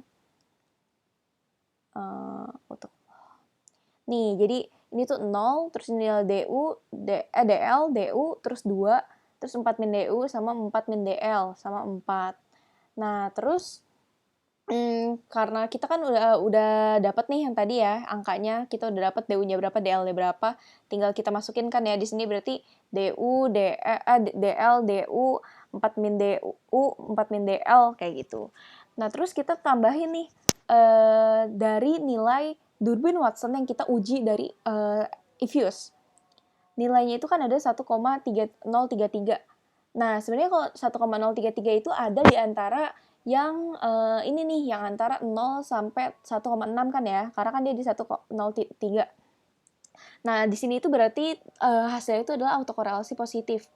Nah, kebetulan data aku emang kena autokorelasi positif gitu. Jadi awalnya itu seperti itu. Makanya di sini ada 1,03 dan dia masuknya harusnya di area yang ini nih, harusnya panahnya di sini. Cuma aku ada cari cara sih sebenarnya di Google biar datanya itu bisa bebas dari masalah uji asumsi klasik gitu. Jadi aku cari cara gimana caranya biar naikin gitu ya, biar naikin angkanya biar dia di antara yang autokorelasi negatif atau setidaknya indecision lah gitu, biar dia nggak kena autokorelasi positif. Nah, sebenarnya ini cara yang legal gitu karena emang ada kita itu data itu apa ya, kan beragam ya. Jadi bisa aja ada masalah autokorelasi, ada masalah heteros, dan ada banyak cara atau uji gitu, ada banyak tes yang bisa dilakuin gitu buat mendeteksi apakah dia benar-benar kena autocall atau enggak, kena heteros atau enggak kayak gitu. Dan itu tergantung kita mau pakai apa. Tapi uji yang pertama itu kan Durbin Watson. Nah, gimana caranya aku bisa dapat angka di 2,377? Caranya adalah data aku ini aku naikin gitu, kayak angkanya naikin, namanya didiferensiasi, metode diferensiasi data. Mungkin kalian nanti kalau misal kepo juga kalian bisa cari Google gitu ya. Kenapa aku lakuin ini? Karena emang data aku tuh bermasalah. Jadi waktu itu aku udah pakai kan yang data ini ya. Jadi yang kayak Durbin Watson di 1,03 berarti autokorelasi positif. Terus aku coba lagi pakai tes selanjutnya pakai Bursgold-Frey namanya. Itu kena autokorelasi positif juga. Terus datanya aku pakai lagi buat nguji yang heteros kedastisitas. Datanya juga tetap kena heteros gitu. Jadi datanya bermasalah semua. That's why aku coba untuk cari cara biar gimana datanya aku itu bisa normal gitu, biar bukan normal, biar bisa bebas dari masalah uji asumsi klasik. Nah, cara diferensiasi itu gimana? Caranya gampang. Sama kayak tadi. Jadi pertama kita klik dulu ya yang variabel sesuai urutannya ya, dari there, terus as a structure, ini yang X1, terus yang X2, X3, X3, X4, X5, terus klik salah. Pelan-pelan. Jadi there, nih Y, X1, X2, X3, X4, X5, klik kanan, open as equation. Nah, kalau yang tadi, kita kan mungkin bentuknya kayak gini ya, apa namanya, jadi benar-benar ya udah there aset profitability dan sebagainya gitu ya. Nah, kalau misalnya dipakai diferensiasi, yang cara aku buat naikin angka penelitian aku gitu ya, hasil angka-angkanya itu jadi dengan cara kayak gini. Tinggal tambahin D di masing-masing variabel, terus pakai kurung. Jadi variabel X1-nya Y-nya pakai kurung, terus kayak ini pakai D lagi ya, D, terus pakai kurung lagi assets-nya. Nah, terus yang X2 juga sama, yang Prof, D, terus tutup kurung lagi, kayak gitu. Jadi pakai D itu diferensiasi. Nah, kayak gitu sampai ke variabel yang ke X5. Nah, tapi sebenarnya cara ini nggak perlu kalian lakuin kalau pakai cara yang tadi, yang awal yang aku jelasin ya, pakai data kita yang lama, dan hasil angkanya tuh ya udah bagus gitu. Jadi pas lagi diuji DW di sini kalian dapat angkanya misalnya di antara 1,7 sampai 2,2, berarti kan di situ autokorelasi negatif, nggak ada terjadi autokorelasi gitu ya. Atau pas lagi diuji yang nanti nih heteroskedastisitas juga sama, angkanya nggak kena heteros, nah itu berarti bagus gitu, nggak perlu diferensiasi kayak gini. Jadi cukup pakai data kalian apa adanya. Tapi kalau misalnya emang udah ada masalah kayak aku tadi, emang kebetulan data aku lumayan banyak masalah gitu ya, jadi aku coba pakai cara ini gitu. Nah udah didiferensiasi kayak gini, udah D ya, pakai D, terus aku klik OK. Nah hasilnya ini, jadi ini output yang baru setelah di diferensiasi. Nah makanya di sini ada D assets, D prof, D growth kayak gitu-gitu. Nah kalau kalian lihat di sini angka Durbin-Watson stats-nya juga berubah gitu selain angka yang lain ya. Angka Durbin-Watson stats-nya berubah jadi di 2,377. Nah, kebetulan 2,377 juga masih termasuk ke ke dalam yang indecision. Karena dia kan di antara 2,2 sama 2,38. Ya, ini kan 4 min DU, 4 min DL. Nah, jadi ini masih di antara indecision atau tidak, nggak tahu lah gitu apakah dia ada autokorelasi atau enggak gitu, belum bisa dipastikan gitu. Nah, tapi ya at least aku nggak kena autokorelasi positif, karena awalnya kan tadi aku di sini ya, di 1,03. Jadi kayak udah fix banget autocall gitu ya. Nah, karena di sini aku udah diferensiasi, dan dia naik angkanya, jadi dia kenanya di indecision. Maka dari itu, kalau misalnya dapet hasil uji DW yang indecision, atau yang nggak tahu lah gitu ya, dia ada autocall atau enggak gitu, belum bisa dipastikan, kita harus make sure lagi dengan lakuin satu uji tambahan, yaitu uji yang Bruce-Godfrey. Nah, uji Bruce-Godfrey ini buat mastiin gitu apakah yang indecision-nya itu adalah positif autocall atau negatif autocall gitu, buat mastiin. Nah, jadi karena dia indecision ya, jadi kalau misalnya kalian ternyata pas di sini udah nggak indecision, misalnya kalian dapet di autokorelasi negatif, ya udah berarti cukup uji DW aja. Jadi nggak usah nguji-nguji yang lain gitu, karena di tes autokorelasinya itu di negatif. Nah, kebetulan aku ini pakai eFuse yang versi yang 12. Jadi aku pakai yang student light version. Nah, kebetulan di sini tuh nggak bisa uji Bruce-Godfrey. Nah, makanya itu si Bruce-Godfrey ini nggak bisa pakai eFuse ini, bisanya cuma di eFuse 9 yang bawaan kampus. Kalau kalian ingat dulu, kalau ASDOS itu kan ada yang kasih ya waktu lab starter. Nah, itu bisa buat Bruce-Godfrey, tapi buat eFuse 10, 11, 12 itu udah nggak ada yang bisa. Jadi waktu itu aku buat ngecek ini, aku minta tolong temen aku sih, tolong ujiin gitu pakai aplikasi eFuse mereka. Karena di laptop aku nggak bisa diinstal gitu, nggak support device-nya. Nah, nanti jadi kalian buat nguji Bruce-Godfrey, caranya gampang kok, nanti aku kasih linknya ya. Aku ada cari di Google dan itu emang gampang gitu cara ujinya. Tapi harus di eFuse 9. Kalau bukan di eFuse 9, Bruce-Godfrey nggak bisa. Gitu ya. Jadi aku nggak bisa jelasin sini karena emang nggak bisa aplikasi aku gitu. Nah, selanjutnya udah nih. Jadi waktu itu ceritanya aku kan decision awalnya pakai yang Durbin-Watson. Terus aku coba make sure pakai uji yang Bruce-Godfrey. Ternyata pas lagi setelah diuji Bruce-Godfrey, hasilnya tetap di bawah 0,05 gitu, di bawah bukan di bawah 0,05, tapi OBSR square aku itu di bawah chi-square 5,5991. Nah, terus juga yang probability-nya juga ini di bawah 0,05. Jadi di sini disimpulkan gitu ya bahwa data aku kena autocall, jadi positif autokorelasi gitu.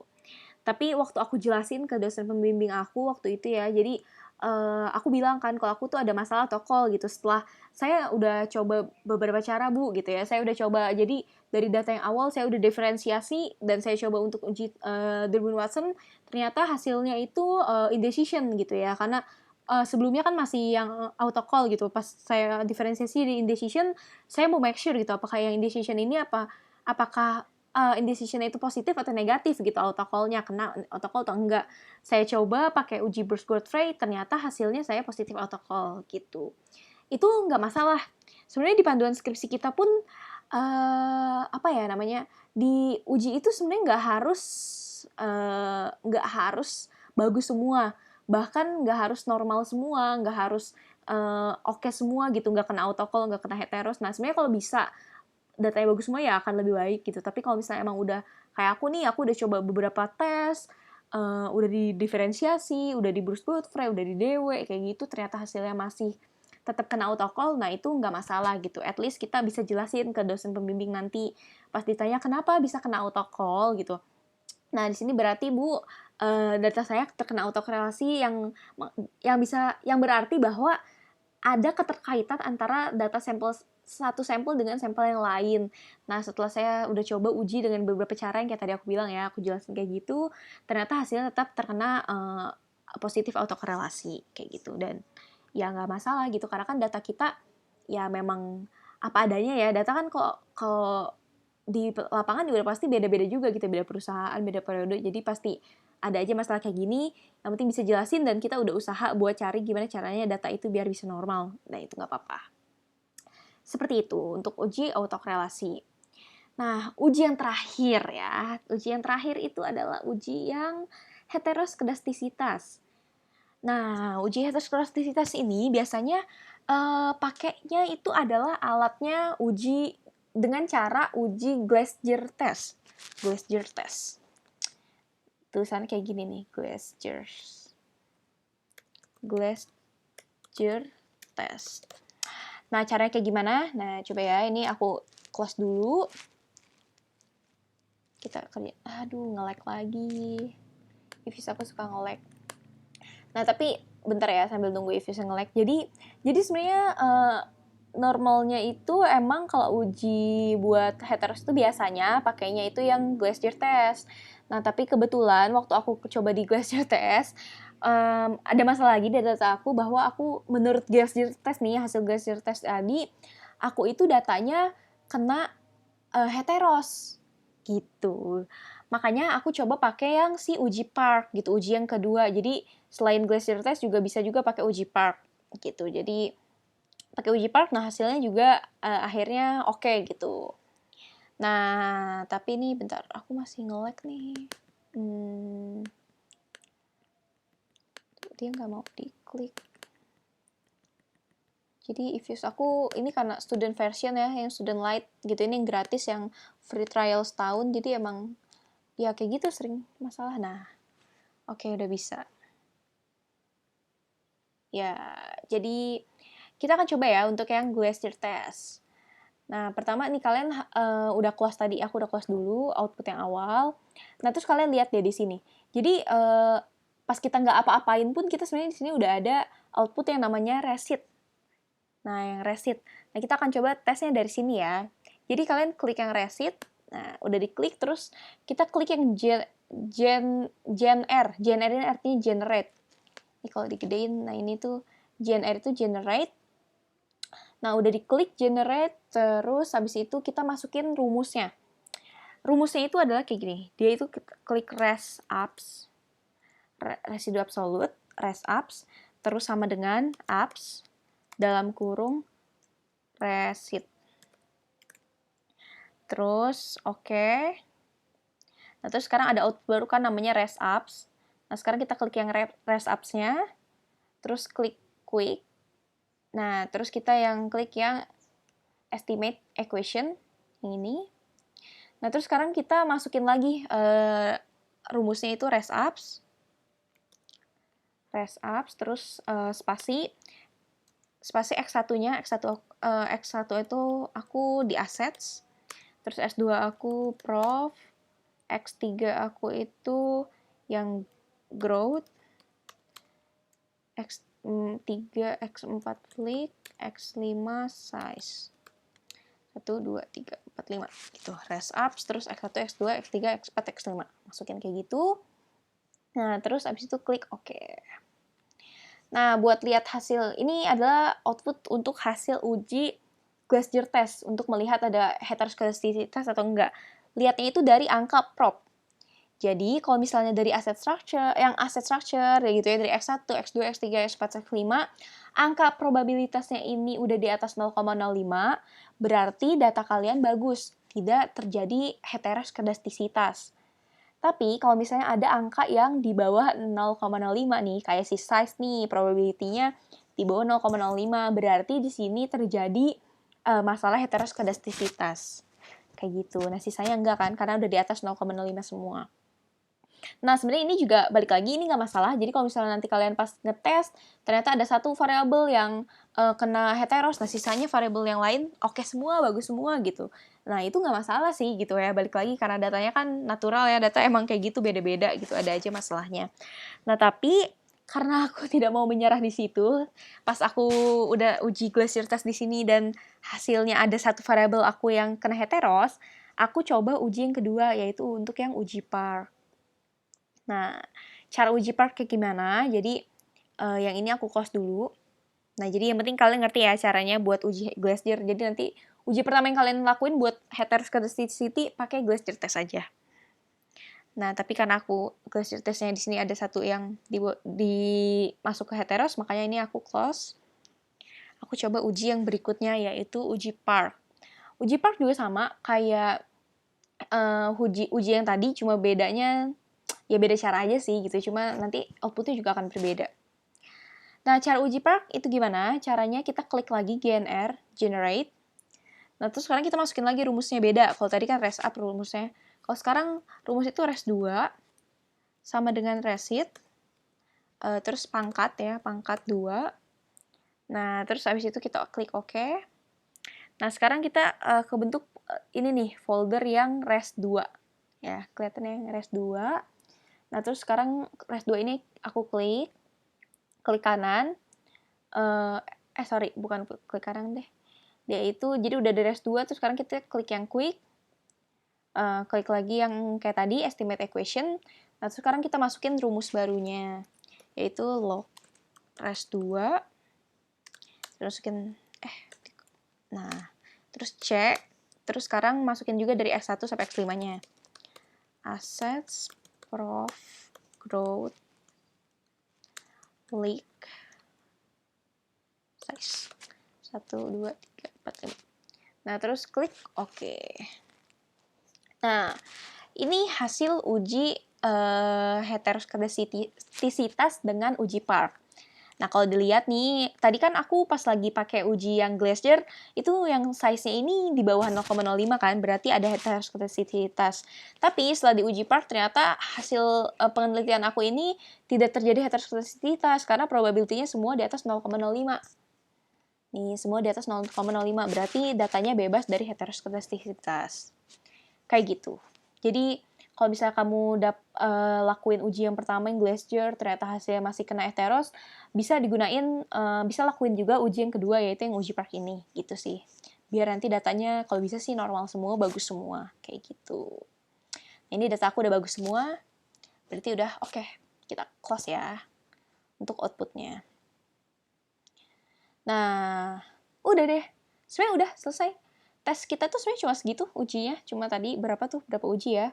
Nah, terus selanjutnya kayak buat uji, ini kan udah ya autocall. Nah, selanjutnya kayak buat uji analisis data. Nah, kayak F-test, terus yang R-test, uji koefisien korelasi, koefisien determinasi, itu sebenarnya outputnya udah kita lihat dari tadi nih. Caranya gampang ya, kita masukin lagi ya, karena tadi udah aku close.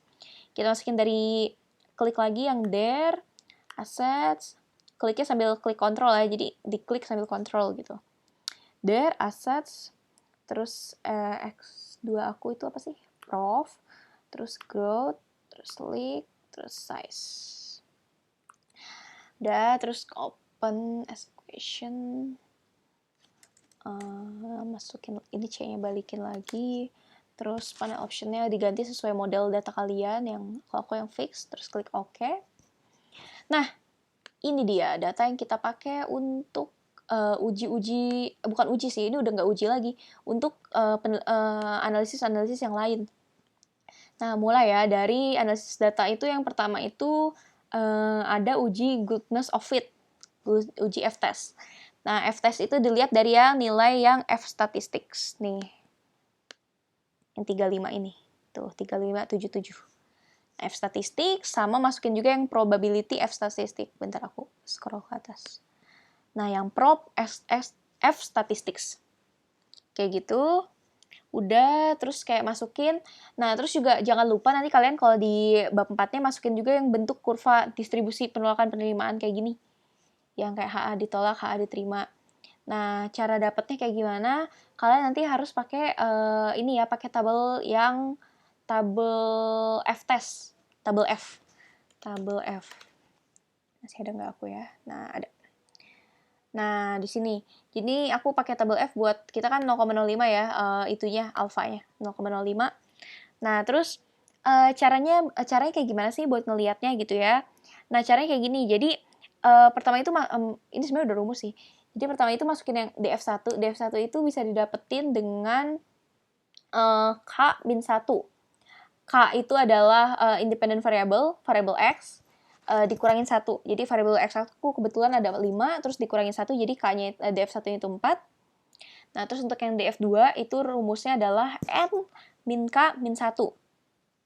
N itu adalah jumlah data, yang berarti tadi yang periode dikali sama perusahaannya, jumlah perusahaannya. Kan aku kan 11 tahun dengan 11 perusahaan, jadi N-nya 121, terus K aku variable X-nya ada 5, terus dikurangin 1. Hasilnya 115. Nah, sekarang kita cari nih dari DF1 yang DF1 yang 4 dan DF2 itu 115. Terus sama yang N itu data. Jumlah data kalian. Nah, ini jadi di sini. Nah, tadi kan aku udah bilang ya kalau misalnya si DF1-nya itu kan 4. Nah, yang 4 ini nih, nggak bisa diikut deh. Nah, DF1-nya 4, terus DF2-nya itu yang 115. Jadi cari di sini nih yang 4 dengan 115. Ini kenapa aku iniin juga ya? Ini nggak usah. Ini nggak usah nih, ini abaikan ya, yang 2, berapa nih. Nah, jadi gini.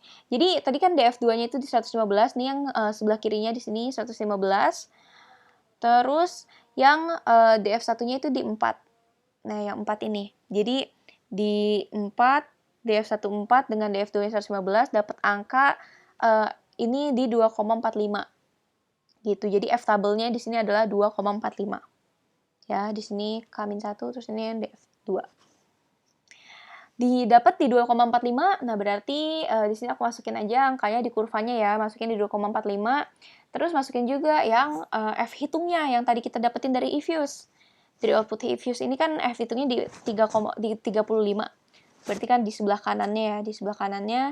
Nah berarti di sini masuknya kan di HA diterima, karena kan F hitung kita lebih besar daripada F tabelnya. Ini kan F tabel, ini F hitung, yang 35, ini F tabel.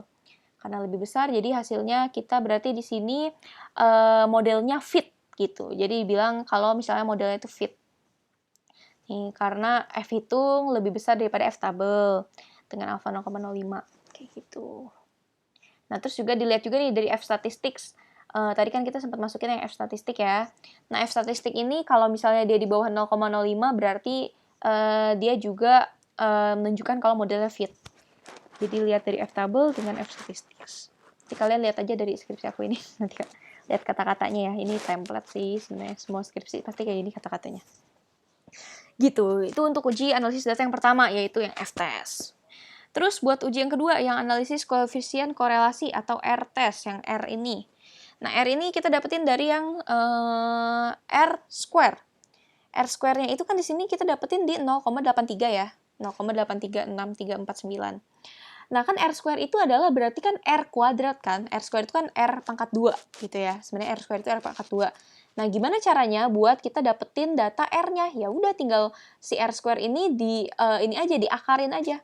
Jadi R square-nya diakarin dapet R-nya segini. Pakai ini aja sih biar gampang, pakai Excel aja biar gampang, pakai SQRT. Nih, jadi sama dengan SQRT terus numbernya itu yang R square di 0,83636349. Tuh. Kok beda sih hasilnya? Ya, pokoknya gitulah, nanti kalian coba deh bukan bukan SQRT. Pokoknya akar dari 0,83 ini. Nah, terus nanti dapat hasilnya R gitu. Buat uji koefisien korelasi. Nah, kalau koefisien korelasi itu kan apa namanya tuh, ada kayak semacam range-nya. Coba kita balik ke bab 3 ya.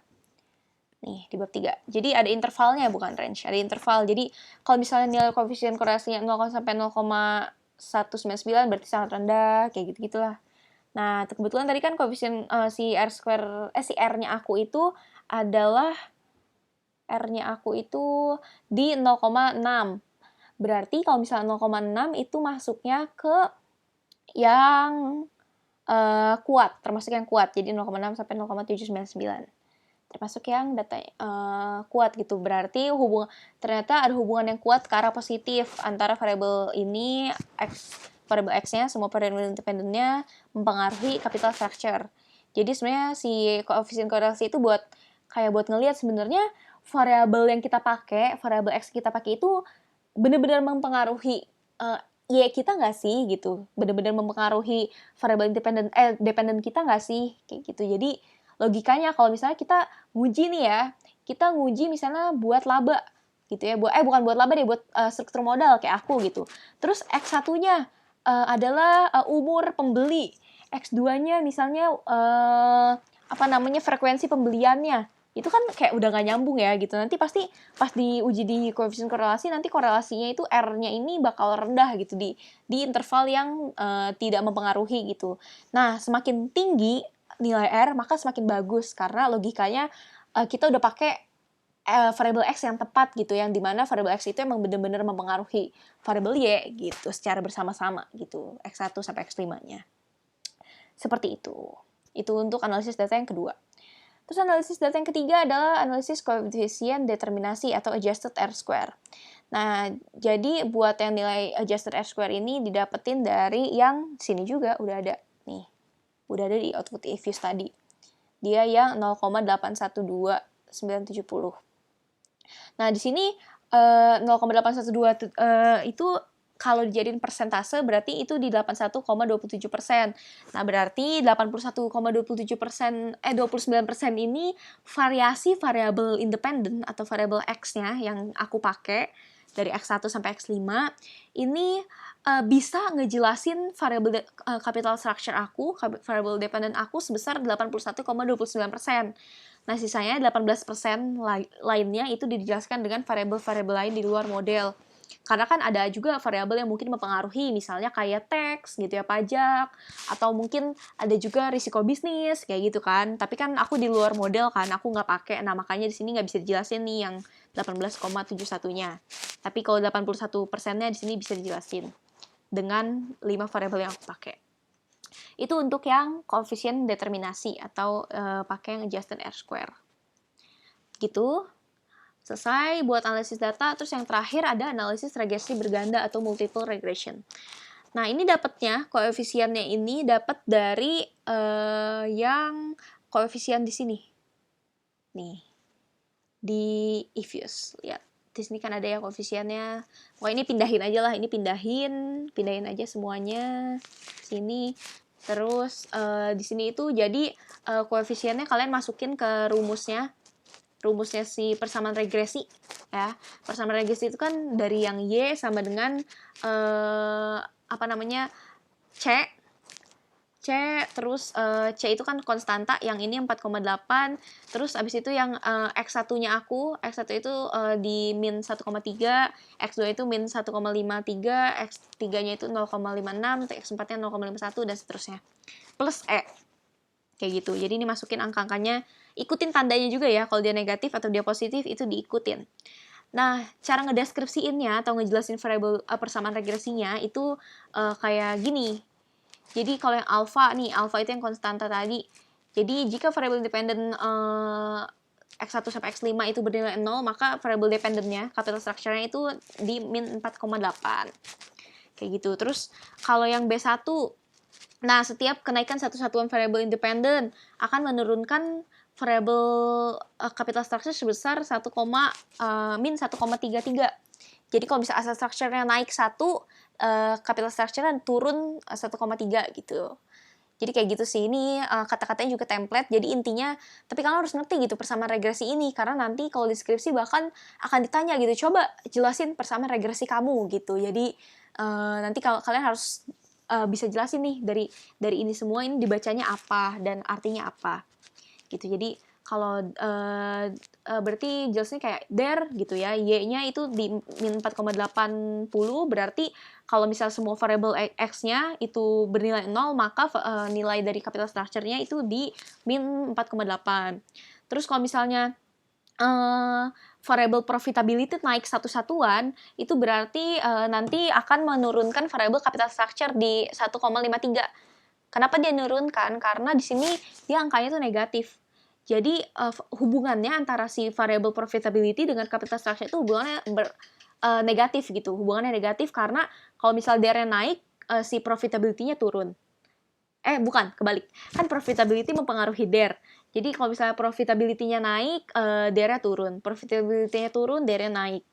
Gitu. Jadi bertolak belakang lah gitu. Makanya di sini dijelasin kalau kenaikan satu satuan variable independent itu berarti akan nurunin variable dependentnya sebesar 1,53 sekian. Gitu. Dengan asumsi variable lainnya bernilai tetap. Nah, kayak gitu ya buat rekursi berganda, gampang ya. Kayak gitu. Terus habis itu terakhir buat yang uji hipotesis atau t-test. Nah, kalau buat t-test ini emang kita harus uji satu persatu dari masing-masing variabel. Jadi kayak pertama nih uji hipotesis 1 dulu. Tadi kan udah dimasukin ya hipotesis 1-nya tidak terdapat pengaruh aset structure nih HO0-nya. Terus HA-nya itu terdapat pengaruh aset structure terhadap capital structure. Kayak gitu. Terus ambil ini coefficient-nya kalian pindahin lagi. Terus STD error, test statistik, probability pindahin semua dari output ifuse tadi. Poinnya dipindahin. Nah, terus nanti kalian jelasin juga dalam bentuk kurva. Ini nanti kalian harus pakai tabel T. Tabel. Masih ada nggak ya? Nah, ada tabel T aku. Nah, jadi nanti pakai tabel T. Nah, terus gimana caranya gitu ya? Gimana cara bacanya? Jadi tadi kan udah dipindahin semua nih angka-angkanya. Nanti kita bakal itu sebenarnya di test statistics. Nah, terus kita harus tahu dulu nih, masukin dulu yang kayak tadi, DF. DF itu dari N min K min 1 ya. Terus kita udah dapat DF-nya di 115. Terus kita kan alfa itu kan 0,5. Nah, terus kalau di sini tuh alfa bagi 2. Gitu ya. Alfa bagi 2 berarti di sini di 0,025. Kenapa di sini alfa per 2? Karena kita itu di sini mau ngelihat arah arah dan pengaruh gitu. Ada pengaruh atau enggak antara variable X terhadap variable Y. Kayak kita tuh mau ngelihat apakah profitability berpengaruh terhadap struktur modal dan pengaruhnya itu ke arah mana? Ke arah negatif atau ke arah positif? Gitu. Jadi mau ngelihat kedua hal tersebut. Makanya di sini alfa ini bagi 2. Kayak gitu karena kita itu uji apa ya namanya ya? Aduh aku lupa. Pokoknya dulu aku pas skripsi aku udah ditanya ini aja pas lagi sidang gitu. Jadi aku jelasin kayak gitu. Karena di sini kita mau ngelihat pengaruh dan mau ngelihat juga arah pengaruhnya ke negatif atau positif. Kayak gitu. Makanya di sini alfanya dibagi 2. Gitu. Nah, terus kita udah tahu nih DF-nya di 115 ya, NK-1. Terus nih kita cari DF-nya di 115. Nah, terus berarti karena kita tadi kan alfa per 2 ya di 0,025. Nah, makanya di sini nilai T tabel aku di 1,98081. Gitu. Ini nilai T tabel. Nah, terus ya udah berarti masukin aja angkanya karena ini kan angkanya berarti buat di kurva distribusi ini ada yang plus, ada yang negatif gitu, ada yang minus. Nah, terus ya udah tinggal masukin juga angka si T hitungnya, tes statistik kita. Tes statistik itu T hitung yang tadi dari ifuse. Nah, ya udah terus kita tinggal jelasin deh. Nah, kalau misalnya si tes statistik ini kan ada di dalam yang diterima ya, ada distribusi, ada penerimaan hipotesis gitu ya. Berarti di sini HA diterima. Nah, berarti ada pengaruh gitu antara variable asset structure terhadap capital structure. Kalau misalnya nanti ternyata angka T hitungnya kita ada di antara ini di di field yang HA ditolak, ya udah berarti variable asset structure tidak mempengaruhi capital structure. Kayak begitu. Ya, kayak begitu sih uji T. Nanti uji satu-satu ya, jadi masukin profitability berapa gitu. Pokoknya semua dari variable X1 sampai X5. Seperti itu. Selesai. Nah, sebenarnya kita mau nguji kan sebenarnya kita pengen lihat ya pengaruh kan sesuai sama judul skripsi kita ya, kayak pengaruh variabel X bla bla bla bla bla terhadap variabel Y gitu. Nah, di sini makanya yang intinya kesimpulan kita tuh sebenarnya ada di sini. Nah, yang diterima apa? HA atau H0 gitu. Apakah mempengaruhi atau enggak gitu, dan arahnya negatif atau positif. Kalau negatif karena ini dia angka tes statistik negatif, berarti si aset structure ini mempengaruhi secara negatif. Nah, selain dari sini, dari uji T ini hasilnya akan berbanding lurus sama si uji yang tadi nih, yang si regresi berganda. Nilai regresinya juga akan minus. Tadi kan di uji T itu aset structure berpengaruh negatif ya terhadap capital structure. Nah, pas lagi di uji regresi berganda juga sama, aset structure berpengaruh negatif terhadap capital structure, terhadap DER. Kayak gitu. Jadi hasilnya pasti sama, hasilnya angkanya pasti positif, negatif pasti sama. Antara uji T dengan analisis regresi berganda. Kayak gitu. Gitu deh, selesai. Udah selesai semua. Terus tinggal masukin kesimpulan. Kayak gitu, jadi uji data. Uji data itu, jujur, uji data itu sebenarnya gampang kalau kalian udah tahu step-stepnya. Tadi kan aku dijelasin ya, step by stepnya, klik apa, kayak gitu ya. Cuma yang agak lama mungkin nanti pas lagi input datanya sih. Karena kan mesti inputin satu-satu, downloadin masing-masing FY-nya, LK-nya, laporan keuangannya di sini, jadi yang akan lama kayak gitu. Tapi kalau udah masuk ke sini, kalau udah tahu step by stepnya, akan gampang kok buat uji data. Mungkin sekian ya guys ya uji datanya. Nanti kalian coba kerjain dulu sendiri. Kalau misalnya bingung, ada yang pertanyaan-pertanyaan gitu ya di masing-masing stepnya, atau mungkin ada perkataan aku yang bingung, yang kalian bingung, chat aku aja ya, chat aku aja di Line atau di WA. Gitu. Nanti aku pasti balas. Gitu ya, sekian. Terima kasih, semangat ngerjain ya guys. Bye-bye.